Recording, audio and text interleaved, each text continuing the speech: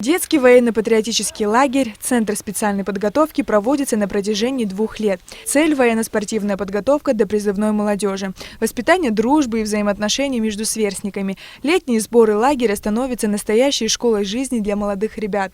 Здесь все как в армии – подъем по расписанию и зарядка. Раз,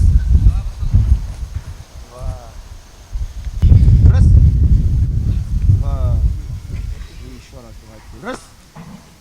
Военно-патриотический лагерь в городе Гудаута собрал 35 детей из разных районов Абхазии.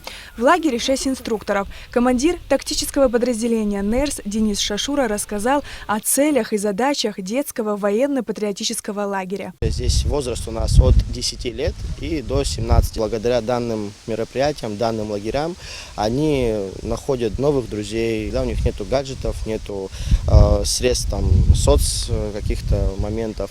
А они именно здесь общение у них идет, ну и плюс физические дисциплинарные навыки. Планируется еще 2 потока, с их датами мы определяемся. Мы ни одному ребенку никогда не скажем нет.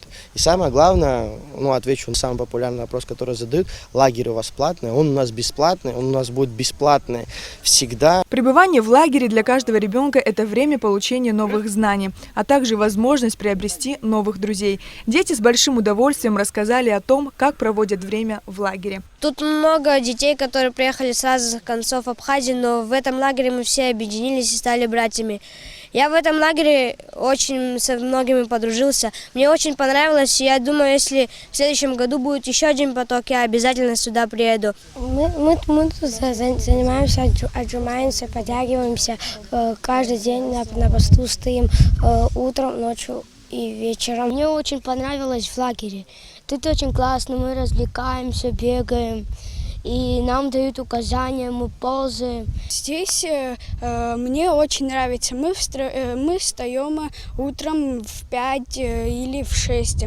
Мы ходим, когда у нас КПП, мы ходим вокруг школы днем, а ночью мы стоим на 2 местах.